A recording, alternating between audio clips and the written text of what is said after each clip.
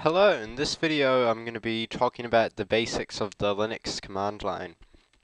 And the Linux command line can seem quite confusing and daunting at first if you haven't used it before, but once you start to get more experienced with it, you'll find that it's very elegant and it actually is a lot more efficient often than using a GUI, and it definitely makes a lot more sense than the DOS command line. And so when you first start up a Linux machine in the command line, what you'll be presented with is a line looking like this. The first word represents your username, which in this case is pi, and then the name of your machine, and then this bit over here, which is the present working directory, and then a $sign. And the $sign means that you're working as a regular user. If you're working as the root user, since you have to be really careful as a root user, it will remind you that you are by making it have a hash symbol rather than a $sign, or hash or sharp or whatever your preferred word for that symbol is. And this little like curly symbol here represents your home directory. So to begin with my tutorial on commands, we'll start with the basics, which is file, input, output, and stuff.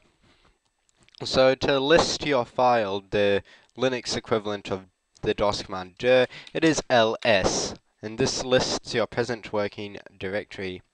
And to list with information on ownership, date modified, so on, ls-l. And to list while including hidden files, it's ls-a for all. Okay. So to change directories, we go cd, just like it. So we'll change to a directory which I've set up for this video. So cd tutorials and Linux commands. Oh yeah, the Linux command line is case sensitive, so. Okay, and we'll list again. So you can see we've got a tar.gz file, which is a very common type of archive you'll find in Linux, and a txt file. To view a txt file, you use the cat command, which the actual technical term for basically taking a file and releasing it as a stream of bits is concatenate, which is why the command is called cat. And this is the Linux equivalent of the DOS command type. And so if I go cat document.txt, it will concatenate the file and dump it onto the screen, and you can see that's what's in the file. If you've got like a really long sort of output and you want to scroll up, to do that you go Shift Page Up. And to clear the screen, you type clear.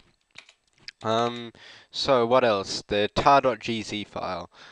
Very common type of archive, and so to extract it, you use the tar command with the arguments x for extract, v for verbose, which means that it's going to list what it's extracting, z because it's a gz, and f means like recursive, like I think it means that it will apply the date modified things and other parameters inside the archive, and then you type the name of the archive you are wanting to extract, and then if you're wanting to extract it into a directory, you type the name of the directory, but since there's already a directory in this archive, that's not needed. So, and as you can see, this is what it's extracting, and then it clear. Okay. And let's look at some file input and output. First of all, to see what your present working directory is, you type print working directory, or the command is pwd. Okay, I'll talk about first renaming a file. And to do that, you use the same command as move, where if you're moving one file in the same directory, then it's just going to be renaming the file. And so one thing which you need to know is that when you've got files with spaces, you have to have, when typing them, have it in quotation marks. Otherwise, it will think that you're dealing with different files. So let's move this MP3. Well, let's rename this MP3 file, and watch out for the cases, as it's case sensitive. And you include the file extension, and let's call it just moonshield.mp3.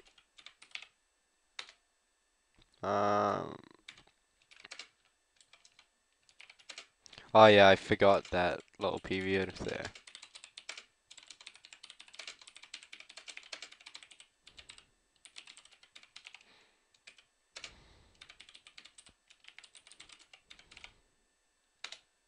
Okay.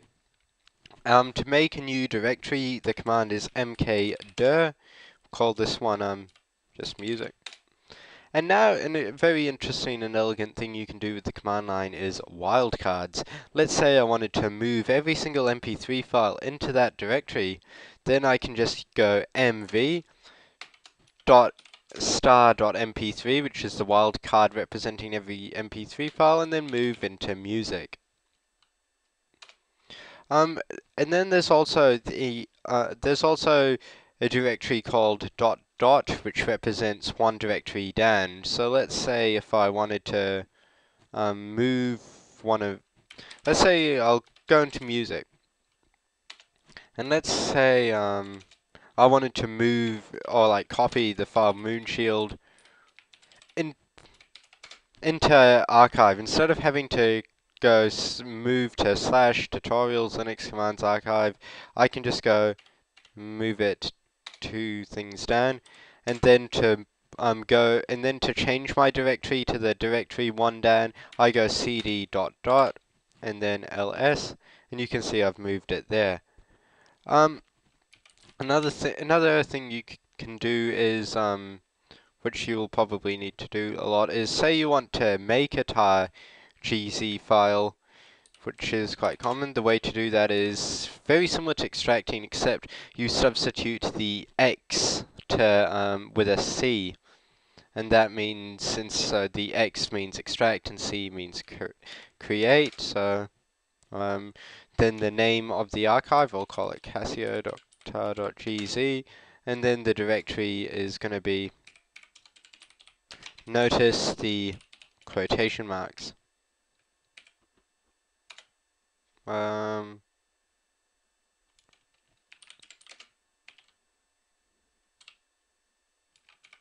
Oh yeah, it's probably spelling by the looks of it. Yeah, I got my keys mixed up.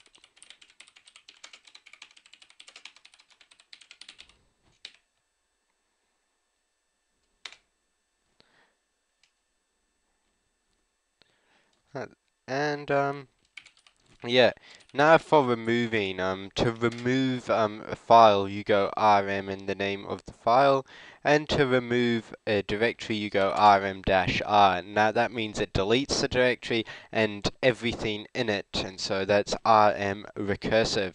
And so you need to be very careful with using this command, especially if you make some sort of typo. You can accidentally delete your home directory or worse yet, your root directory, so be careful.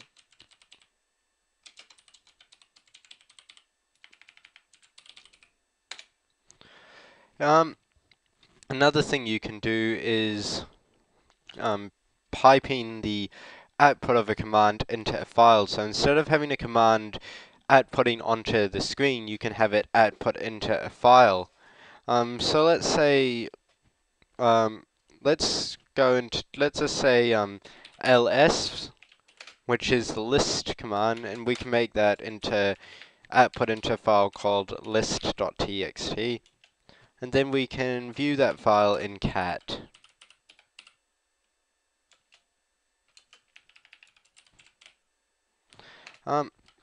Another very useful command is, since you're on the command line, you're not going to have a web browser. Well, there are web browsers in the command line, but say you need to quickly download something. There is the command which is wget, and that means webget, and that means it will pull a file from a web server. So let's say wget http www.cygwin.com/setup.exe, and this will download setup.exe, and there you go. What else? Viewing the manuals. If there's a command which you're unsure of how to use, you can view the manual. So to type that is man and the name of the command. Let's just say you wanted to unzip something, and chances are your obvious guess on what the command would be to do that would be unzip. And so then, let it load up. Say you wanted to extract a zip file, you would go down, look at the options, and often they even give you an example. So,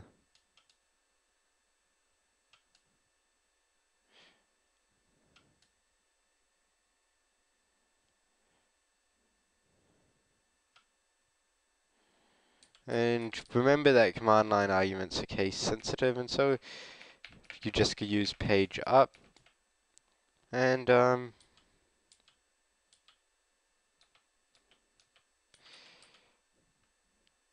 yeah, it's unzip/e, I believe.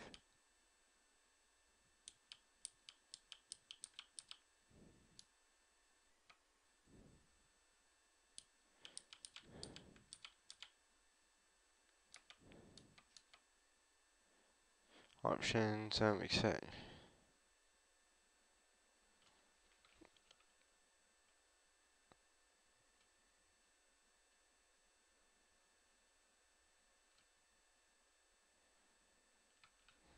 Okay, so unzip dash e.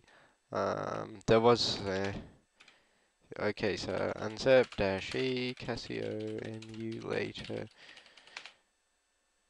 and then as you can see, it's extracted it to that. It's extracted it to that folder. What else? Is anything obvious which I've missed at? Oh yeah, another thing which is handy to note is mounting and unmounting drives. And so to look at what drives you've got on your computer, the command is lsblk, which is list blocks. Okay, so to mount drives, typically you have to be a root user. And so if you're got like the Linux equivalent of the administrator account, you type sudo, and that means super user do, which means that it will execute the command sroot, well, with root level privileges. But if you're not, you have to type su, which changes into super user, or if you're in the sudo users group and you want to do everything as root, it's sudo-i. So now we're root, and we'll notice that we've changed from our current directory into the home directory of root. Anyway, since that USB drive's already mounted, which is -sda1, we first have to unmount it. So the command to do that is umount and then the name of the drive which you want to unmount. So all your drives are going to be in a special folder called /dev, which means device, and your hard drive's name's typically going to be SDA1, but since this computer, it doesn't have a hard drive, it's all from a SD card, SDA1 is a USB drive, so umount/. And now to mount a drive, you go mount/dev, the drive which you're going to mount, which is SDA1, and we'll mount it to the folder /mnt, and this means that the contents of the folder will be in /mnt. What else? I think I've covered almost everything. One last thing is downloading packages. You once again you need to either do this as sudo or be logged into root, and in Debian-based distributions such as Debian, which I'm running here, obviously Debian's Debian-based, Ubuntu, which is Debian-based, Backtrack 5, and quite a few others, they use the aptitude package manager, and so it's apt-get install and the name of the package. So let's just say mplayer, that's a useful command. So plays mpeg files. And so then it will tell you what dependencies need to be installed, and after this operation, 5 megabytes of disk space will be used, and it needs to download 2 megabytes, and uses 5 megabytes. And under Fedora-based distributions, CentOS, Scientific Linux, Red Hat Enterprise Linux, it's Yum, which is the package manager. In Debian-based distributions, to update your list of repositories, it's apt-get update, and to upgrade every package to the latest version, apt-get upgrade. Yeah, there's file editing, so to edit a file, there are a number of text editors which come default. Oh yeah, to exit out of being sudo, like exit, and now we're back there. And so, one last thing is searching a file. So to do that, we'll go one directory down, and you can see there was an example document, and the way to do that is grep. So let's say we wanted to search this file for the word systems, and so what we can get it to do is say we search for the file for the word systems in a file, and then print the next two lines after the match. To do that, we'll go grep -a and 2, which means after it finds it, it will print the two lines, and then we'll search for the string systems, and then we'll search it in document.txt, and instead of printing the output to the terminal, we'll print it to a file called grep.txt. And now let's look at now that using cat, we'll look at our original document. So shift page up if you want to go up. That's our original document in the output of grep. One last thing is changing the ownership. So let's say we wanted to make something owned by root, so we'll log in as root.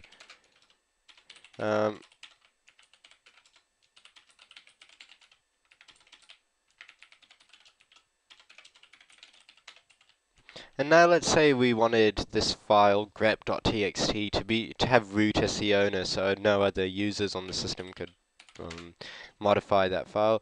So chown the name of the user who you want to change the ownership to, so root grep.txt.